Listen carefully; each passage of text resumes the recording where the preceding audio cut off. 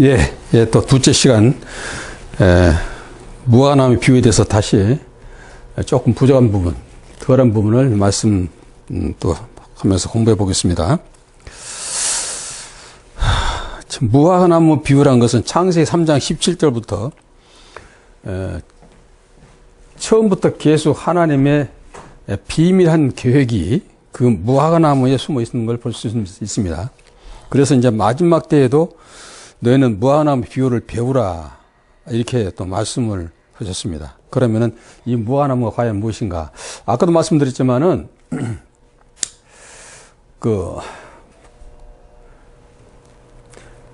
자 다시 봅니다. 누가복음 13장 6절에 보면은 이에 비유로 말씀하시되 한 사람이 포도원에 무화과나무를 심으시더니 와서 그 열매를 구하였으나 얻지 못했다.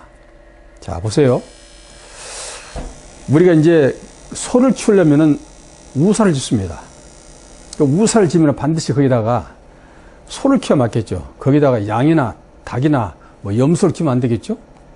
왜냐하면 주인이 원래 무엇을 하겠다는 건 목적과 의도가 달라지기 때문에 그건 뭔가 잘못된 것이죠. 그런데 여기 보니까 포도원에 무화과나무를 심은 것이 있더니 그랬어요. 포도원은 원래 이스라엘 백성들을 포도원으로 비유했다 그랬습니다. 이스라엘을 포도원의 비유로 했다는데 여기는 왜 와서 포도원에다가 무화과를 심었을까 그런 얘기죠. 무화과는 무화과 밭에서 심어야 되고 포도는 포도밭에 심어야 되고 고구마는 고구마밭에 심어야 됩니다. 그런데 전혀 예상치 않은 사건이 벌어집니다.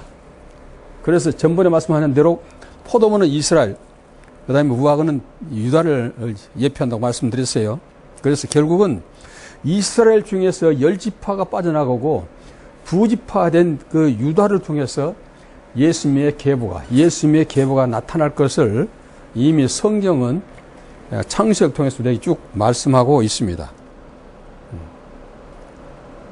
그런데 중요한 것은 그런데도 불구하고 이 무화과나무에 열매를 구하지 못했다. 열매가 없더라 그런 얘기입니다. 그래서 그 무화과나무를 예수님께서는 바로 저주하시고 예루살렘으로 올라가셨습니다. 예루살렘 올라갔다 오는 길에 보니까 무화과나무가 뿌리채 말랐다라고 마태복음 21장 20절에 베드로를 통해서 말씀하고 있습니다. 이 뿌리채 말랐다는 무엇입니까? 결국은 무화과나무는 유다를 예표한 것이고 유다는 곧 예수 오실 계보의 하나의 예표라고 말씀드렸습니다. 그렇다면 결국 예수님은 뿌리채 말랐다는 얘기는 근본이 말랐다는 얘기죠. 무화과나무의 근본이 말랐다는 얘기입니다.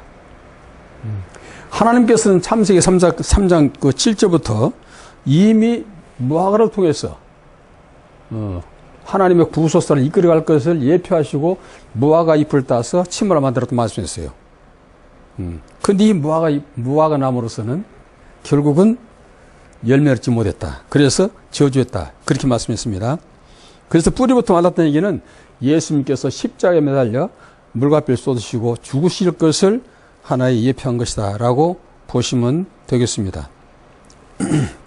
하나님께서는 원래 돌을 지하고 땅을 잘 고른 다음에 돌을 지우고 극산품 포도나무를 심었다고 이사야 5장에 말씀했죠. 그러나 결국은 들포도를 맺혔다. 그 말은 마태복음 13장 24절에 보면은 씨 뿌리는 비유에 대해서 전번에 배웠던 것 여러분들이 기억나실 겁니다. 자, 농부들이 세를 받아가지고 땅에다가 좋은 씨를 뿌렸습니다. 근데 그 다음에 보니까 거기서 가라지 나왔다 그랬어요. 근데 그 가라지를 바로 농부들이 뽑지 않냐고 주인한테 가서 가라지를 뽑은 것이 옳으니까 물었다 그랬죠. 그것은 우리가 농사 짓는 사람으로서는 비상식적인 얘기입니다. 당연히 농사 짓는 사람이 가라지 났으면 가라지를 뽑는 것이 원칙인데 그것을 지주한테 물어보러 갑니다. 물어봤던 그 지주도 역시 말이 애매한 말이죠. 절대 뽑지 마라. 뽑지 말고 추수 때까지 그냥 두라. 결실할 때 가라지부터 먼저 뽑아서 불에 던지고 나머지 알곡은 뽑아서 내 창고에 들여라 이렇게 말씀을 하십니다. 그러면서 가라지 뽑다가 알곡 뽑을까 두렵다다 이렇게 그 지주가 말씀했다 그런 얘기입니다. 그런 의미와 또 오늘 이 말씀을 통해서 우리가 살펴볼 것은 오늘은 무화과입니다. 무화과인데요. 이 무화과가 결국은 예수님을 예표한다 말씀드렸고요. 예수님이 십자가 죽으실 것을 이미 아시고 그를 저주했다.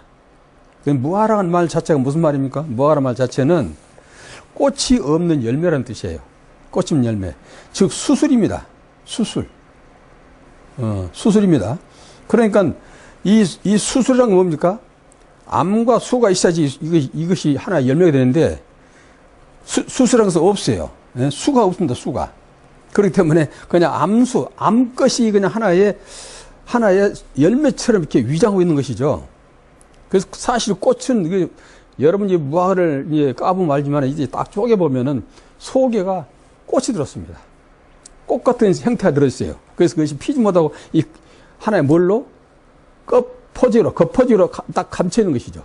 감춰있는 것이 무화과입니다. 그게 수술입니다. 그래서 우리가 열매라고 먹는 것인데 사실은 그 열매가 아니다. 그런 얘기죠.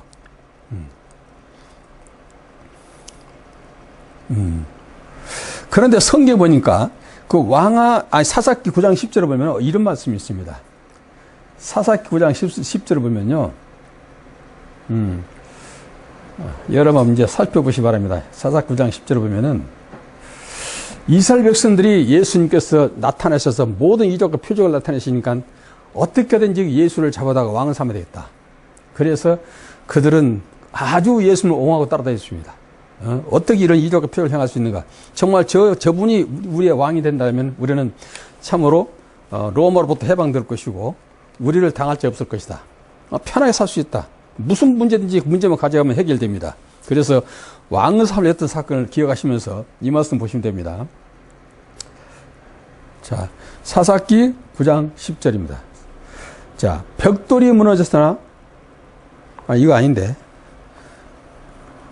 무안에 왕이 되라 했는데 왕이 되라. 왕이 되란 말이 이거 잘못된 것 같아요. 우리들의 왕이 되라 했을 때 내가 그 아름다운 신라를 버려두고 어찌 내가 왕이 될 수 있냐라고 거절한 사건이 나오는데 그때 나무들은 전부 인격체들인데 인격체들을 성해서 그 당시 왕이었을 때입니다. 왕이었을 때에 백성들이 몰려가서 왕이 되라 무화과나무도 왕이 되라 무슨 상수나무부터 왕이 되라 그런 사건이 나오죠. 근데 이게 지금 내가 잘못 기록된 것 같습니다. 왕아 다시 한번 찾아보겠습니다. 사사기 9장 10절인데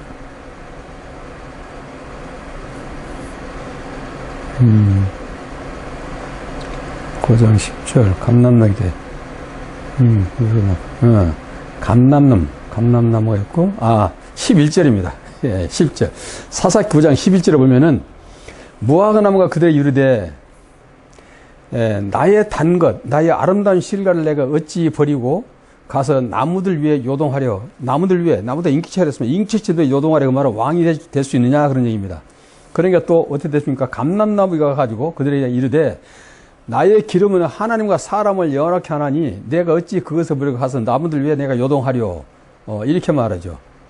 그러니까 나무들이 또 포도나무 이르되 너는 와서 우리 왕이 되라.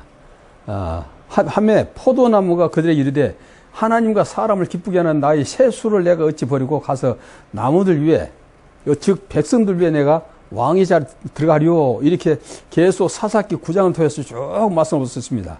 이와 같이 이거 하나 예표로서 예수님이 오셨을 때 많은 이스라엘 백성들은 예수님을 왕으로 세우려고 그렇게 했던 것이고 예수님 제자들까지도 당시 예수님을 이스라엘 왕으로 삼으랬던 것을 여러분들이 기억하셔야 됩니다. 그래서 결국은 왕이란 말 때문에 예수님을 십자가 매달아 죽이는 사건이죠. 그래서 이 정치범으로 죽는 것이 바로 십자가의 죽음입니다. 그러나 율법으로 죽게 되면 반드시 도로서 죽음을 받아야 되는데 정치범이기 때문에 이스라엘 백성들이 우리는 이 사람을 죽일 권이 없네라고 바라바에게 사망이죠. 지금 말하자면 사형 언도를 해달라 하고 데려왔던 사건이 바로 그 사건입니다. 왕이기 때문에요. 예, 왕이랬기 때문에 우리는 죽일 수 없다. 정치범입니다. 그런 얘기죠. 이글에 한 사사기를 통해서 우리 쭉 말씀을 볼 수 있습니다. 또 잠언 27장 18절에 보면은 무화과 나무를 지키는 자는 그 과실을 먹고 자기 주인을 시주한 자는 영화를 누릴 것이다 라고 말씀이 있어요. 무화과 나무를 지키는 자는 그 과실을 먹고 자기 주인을 시종한 자는 영원히 누릴 것이다. 즉 무화과 나무는 예수님을 예표한다 말씀드렸어요. 그래서 우리 한 가지 중요한 사건은 그 요한복음 사건이 나오죠. 요한복음 나다나엘 사건입니다. 자, 요한복음 1장에 보면은 요한복음 1장 그게 몇 절이냐면은요 46절 보겠습니다. 요한복음 1장 46절을 보면은 나다나엘이 가로되 나사렛에서 무슨 선한 일이 났으냐. 지금 빌립이 나다나엘에 가서 예수를 증거합니다. 예수를 증거했을 때 나다나엘이 무화과나무 아래에서 기도하고 있으면서 지금 하는 말입니다. 나다나엘이 가로되 나사렛에서 무슨 선한 것이 날 수 있느냐. 빌립 아래에 와서 보라 하니라. 자, 47절에 예수께서 나다나엘이 자기가 오는 것을 보고 그걸 가리켜 가라사대 보라. 이 사람은 참 이스라엘 사람이라 그 속에 간사한 것이 없다. 그렇게 말합니다. 그때 나다나엘이 거꾸러지는 것이죠. 나다나엘이 가로되 어떻게 나를 아시나이까. 예수 대답해 가라사대 빌립이 너를 부르기 전에 네가 무화과나무 아래 있을 때 보았다. 바로 이 말씀 무슨 말씀입니까? 잠언 27장 18절 말씀이에요. 무화과나무는 예수님 즉 메시아를 예표한 나무인데 메시아가 오기를 학수고대하면서 기도했던 그 나다나엘은 하나님의 선물한 뜻이죠. 나다나엘은 무화과나무를 지키는 자는 그 과실을 먹는다는 이 말씀과 또 자기 주인을 시종하는 자는 영원을 누린다는 이 놀란 비밀의 말씀을 나다나엘은 알았기 때문에 그토록 무화과나무 아래에서 메시아 오기를 학수고대하며 기도했던 그를 예수님은 이미 보았었다. 그러면서 그를 참 이스라엘 사람이요 그 속에 간사함이 없다라고 예수님이 그를 제자로 받아들입니다. 이 사건을 통해서 이제 무화과나무가 무엇인가 하는 건 여러분이 아셔야 되겠죠? 그러므로 이 무화과나무가 뿌리로부터 말랐다 하는 것은 아까 이사야 11장 1절에 뿌리를 통해서 하나님은 결실하게 나무 가지를 다 쳐버렸어도 결국은 뿌리를 통해서 하나님께서는 결실할 것을 이미 의미하고 있고 그 뿌리는 바로 뿌리 나온 우음들은 결국 예수님의 12 제자들을 예표하고 오늘 종말의 종들 이 말씀을 그대로 받은 종말의 종들을 통해서 하나님은 결실할 것을 우리에게 말씀하고 있는데 여기에 중요한 말씀 한 가지 말씀을 더 덧붙여야 될 것 같아요. 자, 요한일서 3장을 보겠습니다. 요한일서 3장 1절 2절을 봅니다. 지금 사도 요한이 하나님의 계시를 받고 말씀을 기록한 것이 요한일서 3장 요한일서인데 요한일서 3장에 보면 더 중요한 말씀이 3장 1절 2절을 보게 되면은 자 보라 아버지께서 어떤 사랑을 우리에게 주사 하나님의 자녀라 일컬음 얻게 하시는고 우리가 그래 하도다. 그러므로 세상이 우리를 알지 못하면 그래 알지 못하다. 이게 굉장히 중요한 말씀이에요. 자 여러분들 종말의 종입니다. 만약에 저 사람을 보니까 내가 예수를 알 수 있어. 저 사람 말만 듣고 내가 그 말씀으로 순종하면 나는 반드시 구원받을 수 있을 거야. 라고 여러분을 향해서 많은 사람들이 모이든다면 여러분 바로 이 사도 요한 같은 똑같은 사람이 될 것입니다. 이 말은 무슨 말이냐면은 원래 이 말씀이 엄청나게 많이 변질되었다는 여러분 아실 거예요. 성경을 해석하는 거, 주석이나 이 여러 가지 성경 해석은 여러 가지 매체를 통해서 우리가 수많은 말씀을 들었습니다. 그러니까 들은 말씀들이 각각 많이 다릅니다. 다른데 분별력 없는 우리들이 이 말씀을 들었을 때 어떤 말씀의 기준을 두고 우리의 구원을 확정지을 수 있을 것인가 하는 것이죠. 그러므로 각각 다릅니다. 각각 달라요. 어떻게 내가 구원받을 것인가, 어떻게 구원을 얻을 수 있는가 하는 것은 각각 들은 바 말씀대로 그 사람의 신앙이 움직여집니다. 우리가 누구의 말을 듣든 간에 그 들은 바 말씀이 믿음이 된다 그랬어요. 왜? 로마 10장 17절에 믿음은 들으면서 난다는 말씀이 때문입니다.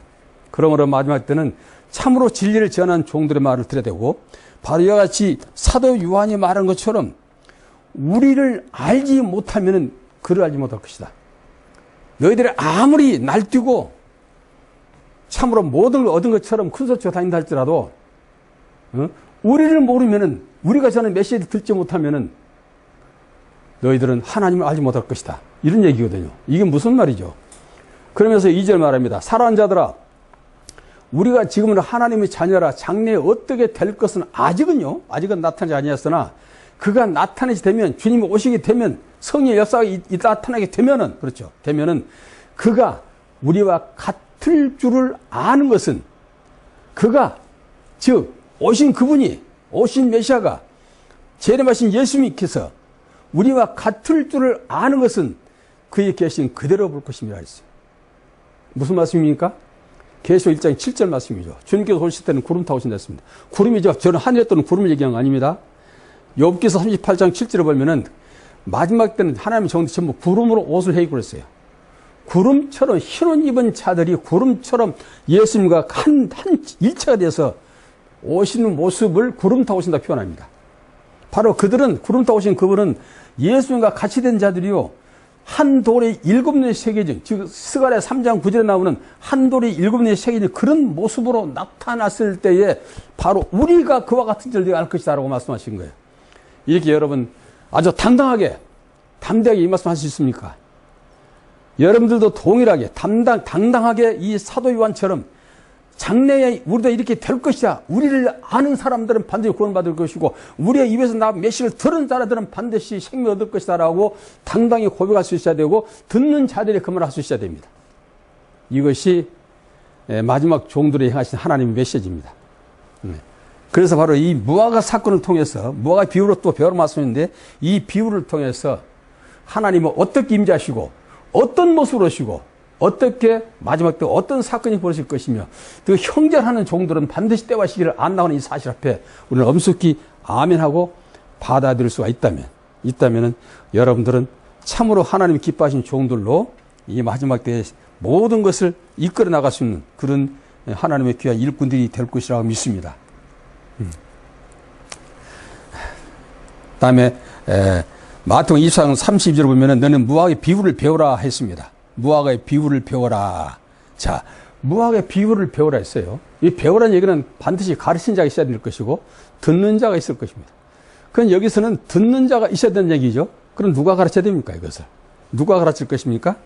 물론 아는 자가 가르쳐야 되겠죠. 성령께서 오셔서 그 입술을 주장한 자의 입을 통해서 우리는 배우게 될 것입니다. 지금까지도 이 무화과에 대한 말씀을 대강 들었습니다. 그렇다면은 어떻게 배울 것인가 하는 것이죠. 누가복음 6장 39절 보겠습니다. 누가복음 6장. 자, 누가복음 6장 39절 한번 펴보세요.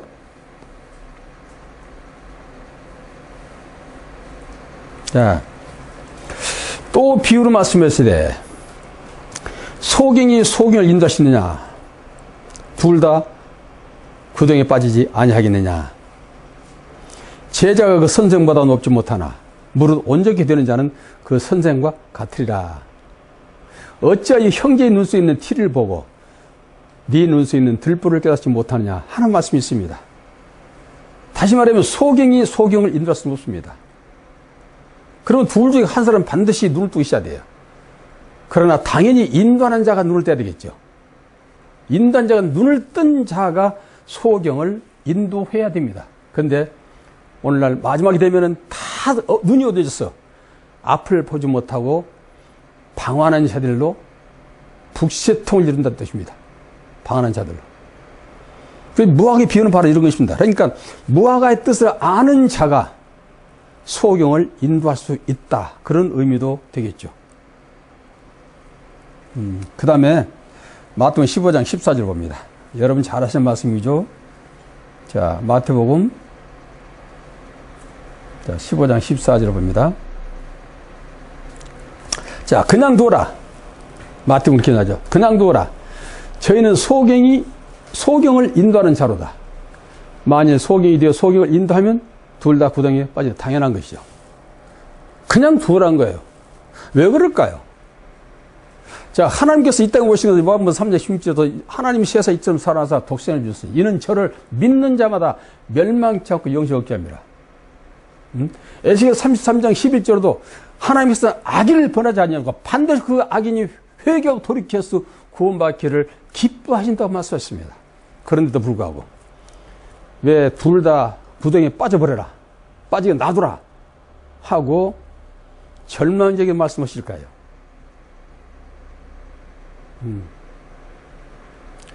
베드로가 대답하여 가로되 이 비유를 우리에게 설명해 주옵소서 그럽니다. 그때 예수께서 가라사대 너희도 아직까지 깨달음이 없느냐.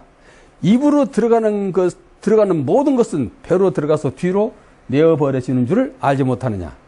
입에서 나오는 것들은 마음에서 나오나니 이것이야말로 사람을 더럽게 하느니라. 마음에서 나오는 것은 악한 생각과 살인과 간음과 음란과 도둑질과 거짓 증거와 회방이니 이런 것들이 사람을 더럽게 하는 것이요 씻지 않는 손으로 먹는 것은 사람을 더럽게 하지 못하니라. 무슨 말입니까? 소경이 소교를 한다는 얘기는 율법하에서 아직도 복음으로 들어오지 못한 자들이 계속 행위의 복음으로 고집하면서 구원의 길이 여기 있다라고 외치는 자들이 소경들이라는 얘기예요. 사람들은 보이는 것을 좋아합니다. 보이는 것으로 잘하면 잘한 것이고 보이지 않는 것은 무시하려합니다. 그러나 하나님은 보이지 않는 속에 있는 것을 말씀하신 것이 복음입니다. 마음의 변화를 말씀하는 것은 복음이고 행위의 변화를 말씀하는 것은 율법을 말합니다.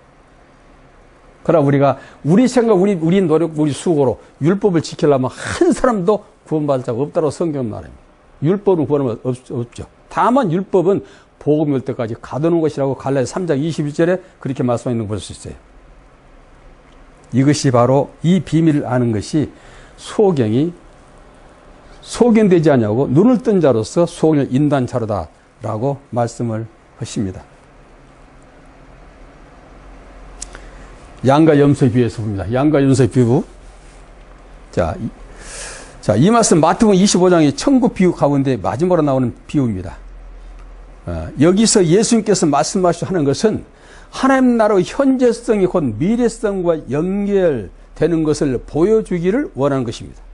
양과 염소는 그 당시 유대인들이 가지고 있었던 선한 짐승과 악한 짐승 같은 대표적인 동물이기도 합니다. 이 비유에서 순전하다고 생각한 양이 누구인가를 예수님께서는 밝히 보여주고 있습니다. 양은 당시의 유대인들이 생각과 같이 하나님으로부터 선택을 받은 이스라엘을 의미하는 것이 아닙니다. 우리는 다 그렇게 알고 있죠. 그들도 그렇게 알고 있어요. 굉장히 자부심이 큽니다. 그래서 유대인들은 아니란 겁니다. 또한 모세 이후로 당시까지 전해오는 전통과 규례를 잘 지키는 사람들을 가리킨 것이 아닙니다. 단순하게 이웃에게 선을 향하는 자들이 하나님 나라에서 양으로 태감을 잇는다는 것입니다. 이와 함께 유대인들이 기다리던 메시아의 모습을 보여주는데 그 메시아는 유대인들이 기대한 것과 같이 영광과 권세 가운데 임한 것이 아니라 세상 사람들이 전혀 기대하지 않은 방법으로 이 세상에 임하였음을 보여주고 있습니다. 이와 같은 비유 속에 나타난 하나님의 나라는 현실과 미래가 관련이 있음과 동시에 이미 이 땅 위에 도래하였음을 나타내고 있습니다. 그러나 다시 온전한 하나님 나라의 도래를 포함하고 있다. 이렇게도 말씀하답니다. 지금까지 하나님 나라의 의유가 사용되는 비유를 살펴봤습니다. 한 가지 특이한 점은 마태복음 13장은 하나님 나라 비유로 이루어지는데 항상 하나님 나라를 사람이나 물건에 비유하고 있다는 점입니다. 그러나 다른 복음서에서는 행위에 더 많은 비중을 두고 비유를 전개해 나가고 있는 것을 볼 수 있습니다. 그 이유는 마태는 예수님의 초림이 이미 하나님 나라의 도래로 여겨졌기 때문이며 예수님은 곧 하나님 나라의 표징으로 보았기 때문입니다. 그렇죠. 우리 마태복음 3장 2절을 보면은 회개하라 천국이 가까웠다고 말합니다. 그리고 요한복음 1장 29절에는 사도 세례요한이 그럽니다. 세상죄를 지은 하나님 어린 양이다 라고 또 예수님을 소개합니다. 그리고 천국과 하나님 나라를 이제 두 부류를 쭉 그동안 설명해 왔는데, 마태복음 13장 24절 보면은 천국은 좋은 씨를 자기 밭에 뿌린 사람과 같으니 이랬어요. 근데 그때 쭉 내려가 37절에 보면은 자기 밭에 씨를 뿌린 자는 인자하다 그렇게 말합니다. 결국 예수 그리스도가 나는 천국이야 그런 뜻입니다. 항상 예수님은 비유로 말하기 때문에 내가 천국이라 얼마나 쉬워요. 누구는 쉬우고 나는 천국이야 그러면 쉽잖아요. 근데 그렇게 말하지 않습니다. 항상 비유로 말씀하셔요. 비유로 말씀하신 것은 전번에 뭐라 했죠? 마태복음 13장 34절 35절에 비유로 말씀하신 것은 창세로부터 감춘 것을 드러내기 위함이라. 이것도 굉장히 비밀한 말씀이 있어요. 창세로부터 감춘 것을 드러내기 위해서 비유로 말했다면은 창세에 있었던 사람, 창세전에 아버지와 함께 있었던 사람에는 그 비유를 들어도 모른다는 뜻입니다. 그것이 바로 요한복음 6장 45절 말씀이에요. 아버지께서 내게로 이끌지 않으면 아무도 내게 올 수 없는데 아버지께서 이끄는 자들은 창세전에 아버지께 말씀을 배웠던 자들이라고 말합니다. 말씀을 들었던 자들이 결국은 나한테 이끌어 줄 것이고 또 내게 와서 말씀을 들을 때 이 말씀이 그러한가 하고 깨닫게 될 것이다. 이해되십니까? 그 말씀 이해되십니까? 그러므로 요한복음 5장 38절에 그 말씀이 너희 속에 없으니 유대인들한테 말합니다. 그 말씀이 너희 속에 없으니 너희들이 내 말을 믿지 않는도다. 듣는다고 된 것이 아닙니다. 듣고 깨닫는 것이 듣는 것이에요. 그래서 요한복음 8장 43절에도 너희가 어찌 깨닫지 못하느냐. 깨닫지 못한 것은 그동안 내가 3년 동안 말씀을 내가 너희들을 전했지만 너희들은 한 말씀도 듣지 못했다. 왜? 들을 수 있는 귀가 없기 때문에. 그래서 100번을 들어도 깨닫지 못한 것은 못 들은 것이요. 한 번을 들어도 깨닫는 사람은 그 사람은 듣는 사람입니다. 여러분들 이 말씀 들리십니까? 꼭 들어야 됩니다. 들으셔야 돼요. 그러므로 이 천국에 대한 것을 이렇게 말씀하셨고 누가는 예수님의 선포 행위로 하나님의 나라가 도래하였다고 보고 있습니다. 예수님의 선포 행위 자체가 하나님 나라가 도래됐다. 이렇게 마가와 누가는 그렇게 설명하고 있습니다. 같은 말씀입니다. 비유를 통해서 본 공관복음에 나타난 하나님 나라는 그 시대성을 무시하지 않으면서도 하나님 나라가 현실 속에 이미 들어와 있으며 또한 종말론적 사건을 향하여 나아가고 있는 것을 우리에게 보여주고 있습니다. 누가복음 17장 20절 21절을 보면은 바리새인들이 와서 말합니다. 예수님께 그 나라가 어떻게 도래될 것입니까? 라고 묻어요. 그때 예수가 하신 말씀이 하늘나라는 여기 있다 저기 있다 하는 것이 아니다. 어떤 위치적인 개념을 말하는 것이 아니라 바로 하늘나라는 하나님 통치를 얘기한 것인데 바로 하나님 나라는 우리 안에 있다. 여기 성경에는 번역은 너희 안에 있다 그렇게 말하고 있습니다. 너희 안에 있다. 이 원문을 보면 우리 안에 하나님 나라는 여기 있다 저기 있다 하는 것이 아니라 우리 안에 있느니라 그랬어요. 결국 예수님과 예수님의 제자들과 유대인들 사이에서 같이 앉아 말씀하셨던 예수, 그 예수가 바로 천국인데 너희들은 천국 중에 있는 것이다.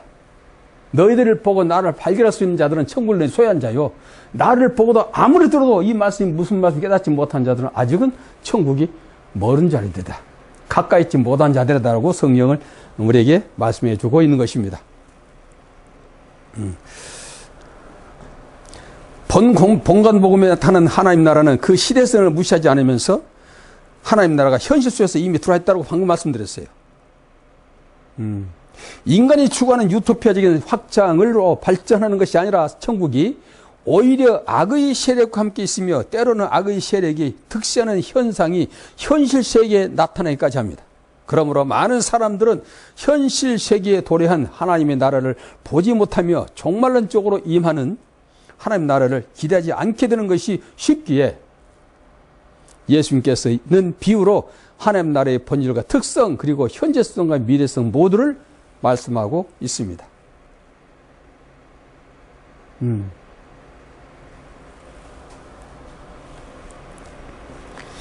우리는 하나님의 말씀을 들을 때에 가끔 충돌이 생기지는 않습니까? 자, 우리의 구원은 어떻게 일어납니까? 보통 구원을 행함과 믿음으로 말합니다. 어떤 사람은 행함을 주장하고 어떤 사람은 믿음만 주장합니다. 그래서 야고보서 2장 22절을 보면은 믿음은 행함과 함께 일한다 했어요.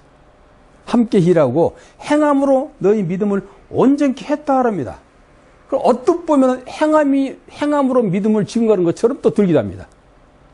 그러나 믿음이 행함을 이끌어가야 된다. 믿음이 너희 행함을 이끌어가야지 네 의와 네 노력과 네 수고가 믿음을 행함을 이끌어가면 그건 가짜다는 얘기예요.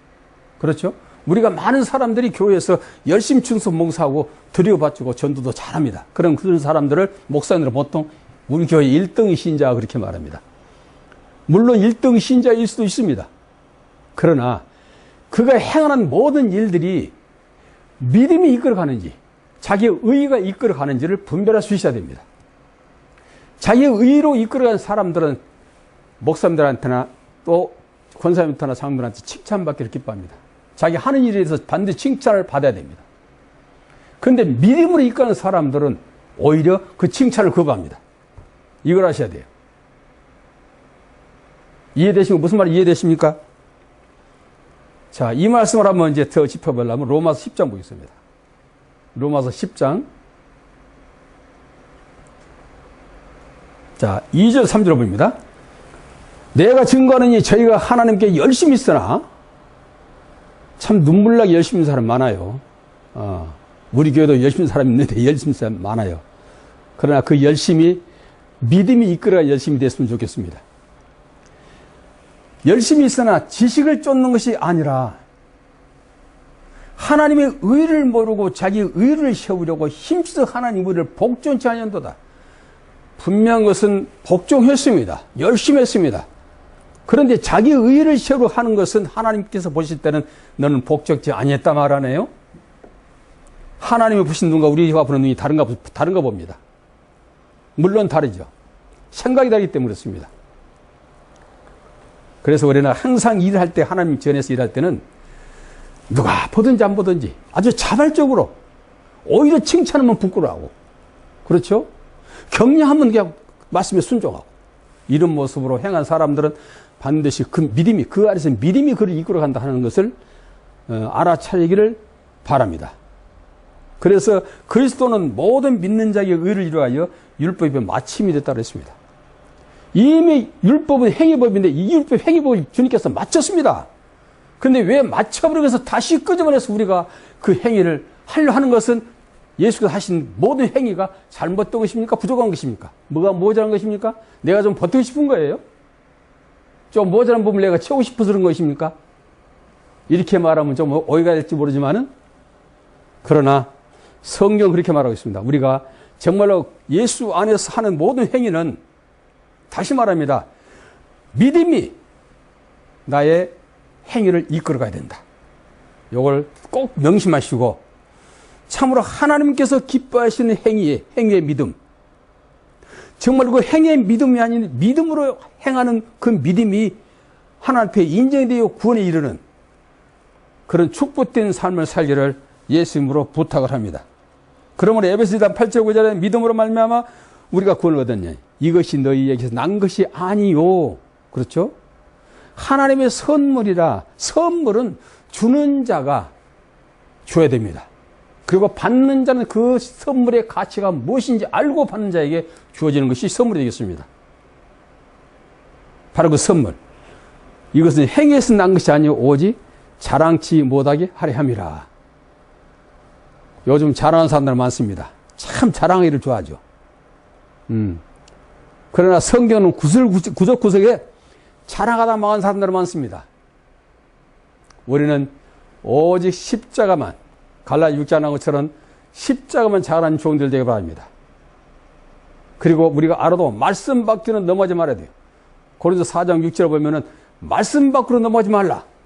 아무리 아볼로가 그렇게 학문과 지식이 많다 할지라도 그가 많은 사람들이 그걸 따랐습니다. 그 당시에. 아주 바울 사도보다 더 많은 사람들이 그를 칭송하고 따랐습니다.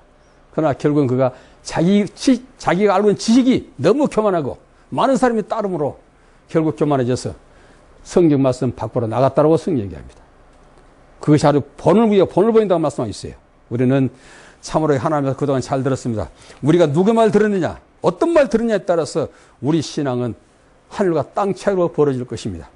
여러분들은 더욱 열심히 성경을 상고하시고 또 연구하시고 기도하시고 해서 묵상하셔서 참으로 하나님의 뜻과 목적이 무엇인지 분별하고 알아.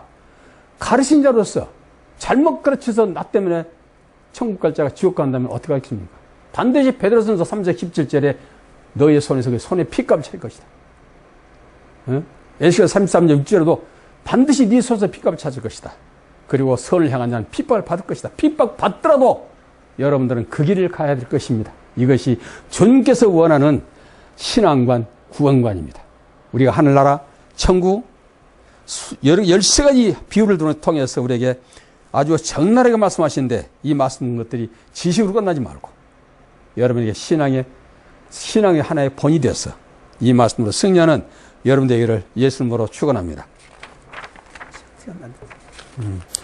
자, 그렇다면 이제 우리가 이 교회에 대해서 5대 사명과 교회에 대해서 잠깐 말씀드리겠습니다. 5대 사명 교육. 자, 교육입니다. 교육.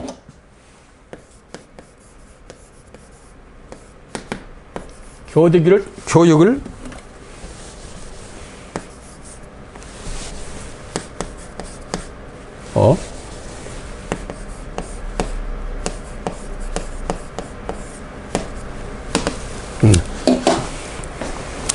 교육을 디다케라 합니다. 헬라어로 디다케라는 얘기인데 교육. 5대 사명이 하나님의 종들에게 주어진 5대 사명이 있는데 첫째가 예배가 있습니다. 예배. 요건 좀 기록해 줘야 겠네. 예배. 5대.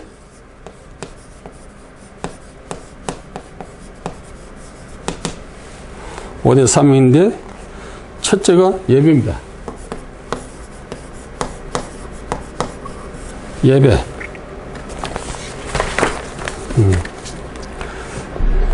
그 다음에 2번은 전도. 그 다음에 봉사. 그 다음에 교육.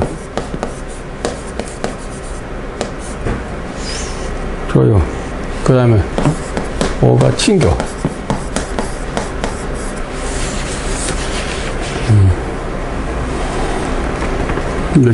교육은 디다케랍니다. 디다케라라고. 친교는 코이노냐, 코이노예요. 이렇게 말하고. 레이루기아.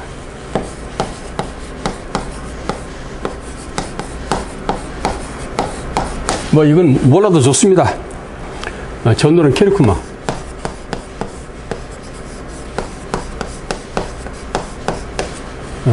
자, 봉사는 디아코냐.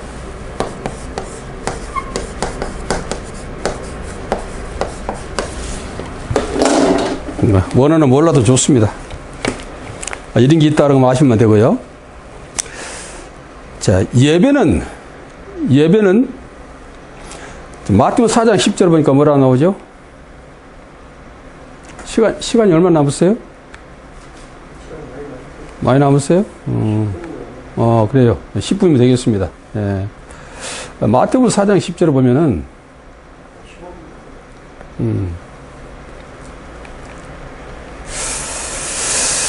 예수께서 이제 광야에서, 성령이 이끌려 사단에게 시험을 받은 사건이 나오죠.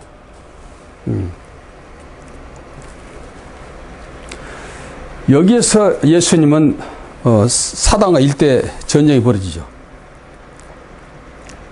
사단은 어떻게든지 예수님을 말씀을 근거하면서 예수님을 메시아의 자리에서 떨어뜨리려 하는 것이죠. 그때 사단 하나님은 뭐랍니까? 처음에 사단이 시험할 때는 돌도 행하고 떡덩이 되라. 3절이죠. 네가 만약 하나님의 아들이면 이 돌들을 명해서 떡덩이 되게 하라.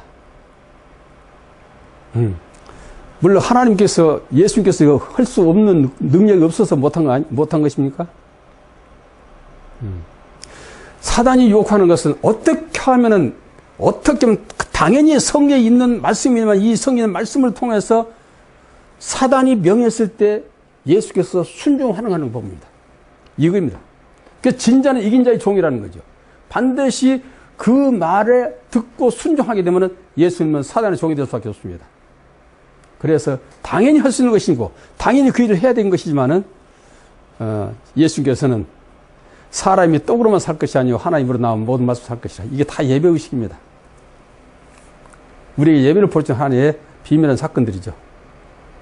그리고 마지막 가서는 가장 높은 데 세워놓고 높은 산에 올라서 8절에 마귀가 또 그를 데려오고 지극히 높은 산으로 가서 천하만과 영광을 보여 가로되 만일 내게 엎드려 경배하면 이 모든 걸 주리라. 만일에 내게 경배 그냥 절만 한 자리에 뭐 이렇게 고통스럽게 고난의 십자를 주고 그 수치스러운 십자를 주고 그 사명 감당을 하느냐.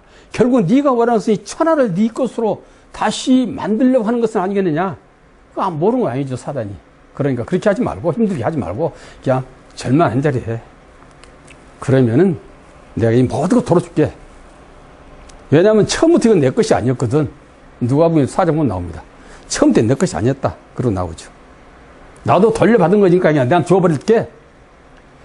아담이 선악을 먹는 순간에 그냥 내한테 불화된 것인데, 나도 그냥 줄 테니까 절만해. 그 고난의 십자가, 그 수치의 십자가 진로하지 마. 이것이 사단의 유혹입니다. 이 모든 사단의 유혹을 이겨가는 것이 예배예요. 우리가 예배를 통해서 어떻게 사단을 이기며, 어떻게 사단의 권모 수술하며, 어떻게 하나님 뜻을 하며, 하나님의 진리를 찾아갈 것인가 하는 것이 예배죠. 그래서 궁극적인 결국은 예배를 통해서 나를 예물화시켜서 아버지께 드린 겁니다. 나를 예물화시켜. 우리가 11조 하는데, 우리가 11조 그러면 소득의 양 10분의 1을 하나님께 드린 것이 11조다. 뭐가만 생각합니다. 그러나 그렇게만 생각 드린 건 11조가 완전한 11조 안 됩니다. 완전한 11조라는 것은 그 예물에 너를 집어넣는 뜻이죠. 나라는 사람이 이 예물에 집어넣어서 아버지께 드려지는 거죠. 이것이 온전한 11조라는 것이죠. 그게 바로 예배입니다. 그런 예배를 드려야만이 하나님께서 기뻐하시는 산 제사가 된다. 로마서 12장 1절 산 제사가 된다라고 성경 우리에게 말씀하고 있습니다. 그 다음에 전도라는 것은 뭐냐? 전도는 자 디모데후서 4장 디모 4장 자 2절 봅니다. 2절 봅니다. 자 너는 말씀을 전파하라. 때를 어떤지 못든지 항상 힘쓰라. 범사에 오래 참음과 가르침으로 경청하며 경계하며 권하라. 자, 너는 말씀을 전파합니다. 그냥 전도해서 그냥 내 교회 끌고 와라 그런 의미도 아니에요. 그냥 전파한 겁니다. 무엇을 전파하라? 천국에 가깝다. 회개하라. 하나님께서 회개를 이루지 않는 자들에게는 생명의 떡을 줄 수가 없어요. 반드시 회개를 이룬 다음에 그 다음에 그 표로 우리가 세례를 받고 그 죄사함 받은 표로 성령을 받고 성령을 받음으로 구원에 이르는 우리가 이 말씀을 전할 때도 항상 다 아는 사실이지만은 요한복음 15장 26절에도 말씀하십니다. 예수께서 성령이 오시면 그가 나를 증거할 것이다. 너희들은 처음부터 이 말씀을 들었으므로 깨끗하다. 요한복음 15장 3절에 그러므로 내 안에 거하라. 그러므로 내 안에 거하라. 이것이 바로 전도요 예배입니다.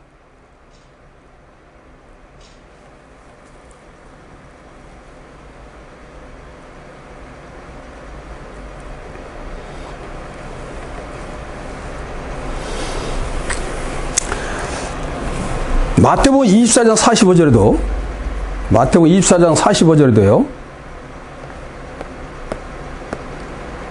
자, 무슨 말씀 나옵니까? 충성되고 지혜는 종이 되어. 이 말씀이 굉장히 중요한 말씀입니다. 충성되고 지혜 있는 종이 되어. 그러니까 충성되고 지혜 있는 종들은 어떻게 되느냐? 주인에게 그 집 사람들을 맡아 때를 따라 양식을 나눠줄 자가 누구뇨? 합니다. 때를 따라 양식을 나눠준 자가 충성되고 지혜로운 종이랍니다. 그렇다면 무슨 말입니까? 때에 맞는 양식이 따로 있다는 것이죠. 구약 때 아브라함 때 말씀, 다윗 때 말씀, 엘리야 때 말씀, 예수님의 제자 때 말씀 다 다르다는 것이죠. 우리가 중요한 것은 요한복음 16장 12절을 보면요. 예수님께서는 할 수만 있으면 이 땅에 육체로 계실 때의 제자들을 사랑하사 아낌없이 모든 것을 주었습니다. 모든 비밀의 말씀을 다 주었습니다. 그러면서 하신 말씀이 있어요.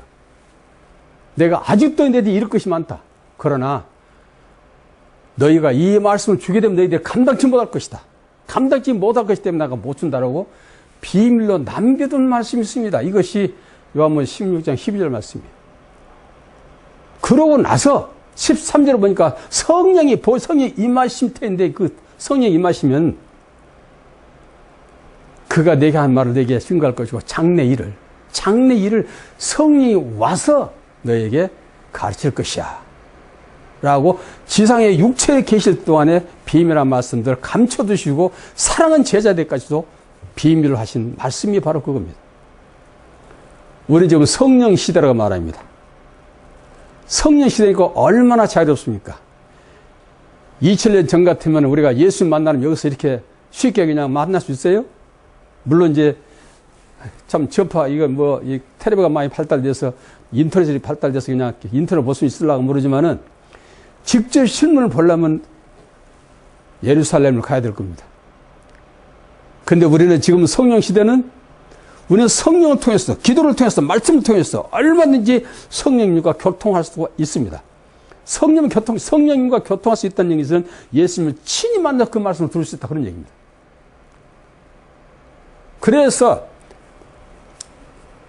요한서 1장 1절도 너가 태초부터 전한 말에 되었으면 내가 눈으로 본 바요, 귀로 들은 바요, 손으로 만진 바라고 사도 요한은 우리에게 강력하게 이 시대에 우리에게 증거하고 있습니다. 우리는 눈으로 본 바요, 귀로 들은 바요, 손으로 만진 바라는 거죠. 도마에게 말씀하시죠. 보지 않고 믿는 자가 복되다. 그러나 도마는 쌍둥이입니다. 예수님과 쌍둥이입니다. 쌍둥이 도마는 결국 예수님을 확실하게 덤으로 증거하는 또 사도 중에 또 사도죠. 바로 이 전도.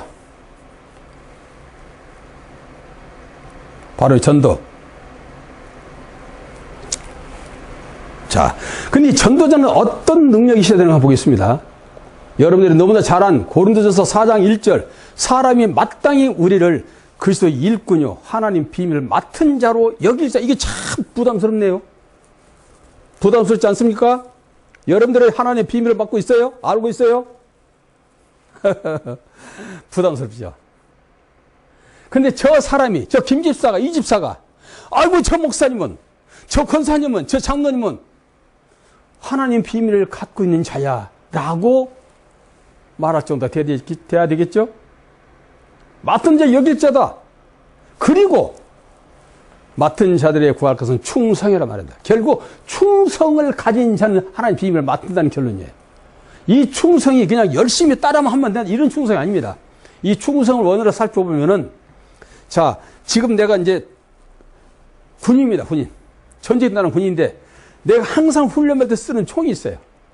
이 총은 훈련할 때 계속 내 총만 사용합니다. 다른 사람 총 사용 안 돼요. 그 총으로 가늠자를 맞춰서 정확하게 명중하는 방법을 계속 훈련했습니다. 그리고 이 총에 대한 신뢰가 엄청 큽니다. 그래서 다른 사람 총을 사용하지 않아요. 반드시 군대 갈 때는, 군대 전쟁 나갈 때는 자기 총 가지고 나갑니다. 왜? 총의 특성을 너무 잘 알기 때문에. 그리고 그 총을 신뢰합니다, 그 사람은. 그러나 남의 총은 내가 신뢰 못해요. 이거 격발한다고 어떻게 되지? 죽는 거죠. 그 순간 저가 딱 맞받아 쳤는데 이거 격발하면 죽는 거죠. 그런데 그동안 계속 가지고 훈련했던 그 총은 주인이 신뢰하게 되겠죠. 정확하게 조준을 해서 딱 격발했을 때 명중할 수 있다 하는 신뢰도가 충성입니다. 이게 충성이에요. 이게 원어입니다. 그래서 그렇게 된 자는 결국 하나님의 비밀을 알고는 자다 그런 뜻이에요. 얼마나 중요한 얘기입니까? 그래서 마땅히 우리를 그리스도 일꾼요 하나님의 비밀을 맡은 자로 여길지어다 하는 말의 비밀이 바로 신뢰하는 충성스러운 자기가 소유하는 총이 바로 충성이다. 그런 의미가 되겠습니다. 이해가 되시라고 말씀이 나는 설명은 좀 잘못돼도 이해를 잘 하시기 바랍니다. 예. 그 다음에 이제 봉사입니다. 봉사. 디아코니아에서 봉사. 봉사, 디아코니아. 이 봉사가 이제 세 번째인데요. 봉사. 자, 사도행전 1장 25절 봅니다. 25절. 사도행전 1장 25절 보겠습니다. 자, 여기는 이제 봉사 및 사도의 직무를 대신할 자를 보시옵소서. 이것은 이제 12 제자 중에 한 사람이 그냥 갈 대로 갔습니다. 목매달아서 배창사 터져서 갈대를 가버렸습니다. 그래서 반드시 이 10이라는 숫자는 하나님의 본질입니다. 그래서 꼭 하나를 채워야 되기 때문에 11 제자들이 모여서 한 사람을 추천해서 사도 한 사람 세우죠. 맏대라는 사람을 세우죠. 그걸 세우는 장면입니다. 그래서 지금 뭐랍니까? 입사람이니까 저희가 기도하여 가로되 무사람의 마음을 아시는 주여 이 두 사람 중에 누가 주의 택하신 바 되어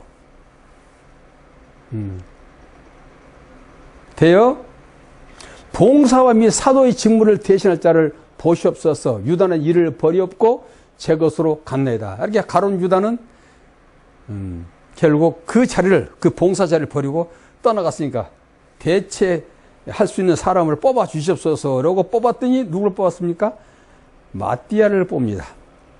마띠아를 뽑았죠.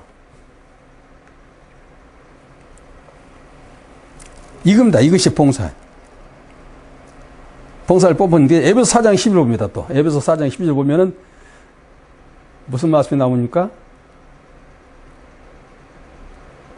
자, 이는 성도를 온전케 하며, 그러니까 하나님께서는 이제 이 땅 위에 사도로 혹은 선지자로 또 복음 전환자로 혹은 목사 교사로 직분을 주셨습니다. 그 외에는 직분이 없어요. 그러니까 사도, 그 다음에 선지자, 그 다음에 복음 전환자, 또 목사, 교사. 복음 전환 전도자죠. 이 전도자입니다. 다섯 부류를 세웠습니다. 이들은 성도를 온전케 하며 봉사일을 하게 하며 그리스도의 몸을 세우려 하십니다. 그러니까 봉사는 결국은 그리스도의 몸을 세우는 거랍니다. 한 지체가 돼서 봉사자들은 한 지체가 돼야 돼요. 한 사람 눈이 되고 한 사람 코가 되고 한 사람 발이 되고 한 사람 손이 되어야 된다 그 말입니다. 그러니까 각 지체대로 각각 일은 다를지라도 한 몸입니다. 한 몸. 그래서 절대로 한 지체이기 때문에 잘못한다고 해서 그것을 책망하라 비판하라 판단하라 정죄해서는 안 됩니다. 결국 그 한 몸 된 자를 정죄하게 되면 자기가 자기를 정죄한 것이 됩니다. 그래서 비판하지 말라는 얘기죠. 하게 하면 그 몸을 세워서 하심이라 우리가 다 하나님의 아들을 믿는 것과 아는 일에 하나가 돼요.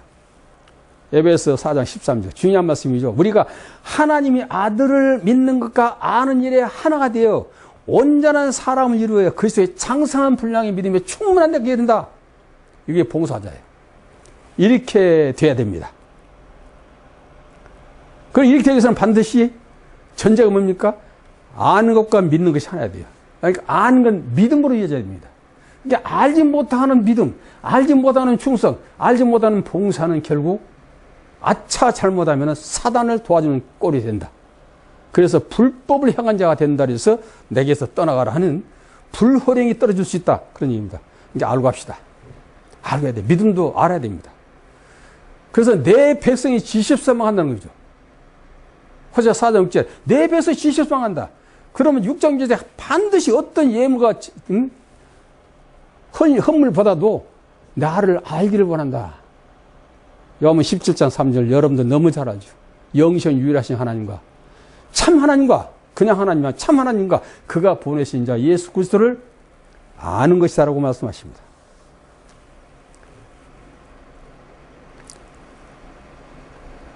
자, 베드로전서 4장 11절 봅니다. 베드로전서 4장 11절.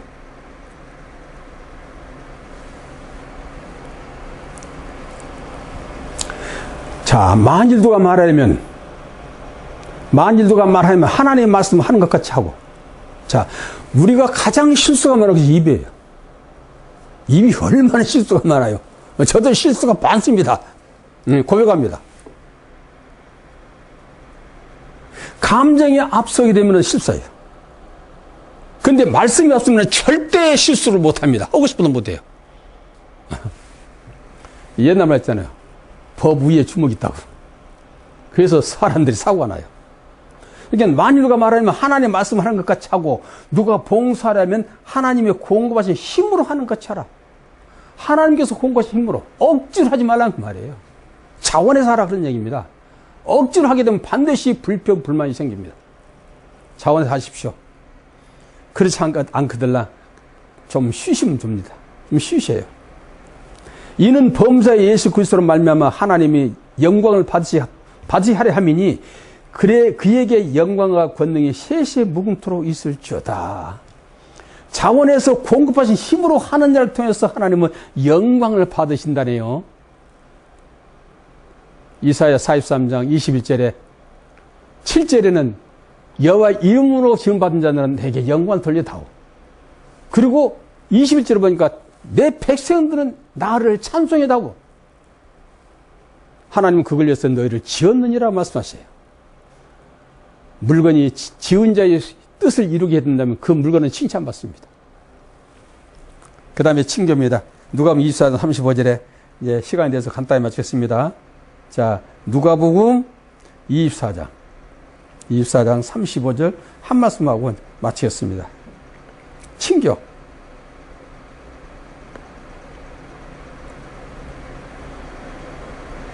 자, 두 사람도 길에서 된 일과 위에 쭉 위에서부터 봐야 되는데 35절이니까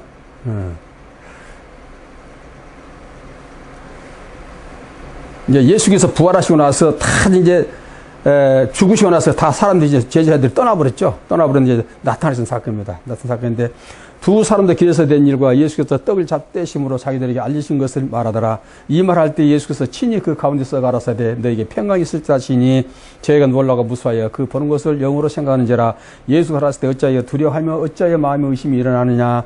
내 손과 발을 보고 나인 줄 알라. 또 나를 만져봐라. 영은 살과 뼈가 없을 때 너희 보는 바와 같이 나는 있느니라 하시면서 예수님을 모셔드려서 음식을 잡수신 사건, 음식 먹는 사건이 누가복음 24장 35절 이하에 나온 말씀입니다. 우리는 주를 영접하는 마음, 형제를 영접해서 주를 영접하는 마음으로 친교하는 그런 믿음이 잘 때는 절대로 불화합이 일어날 수 없고 용서와 사랑과 긍휼만 있을 것입니다. 승리하실 예수님을 축원합니다. 마칩니다.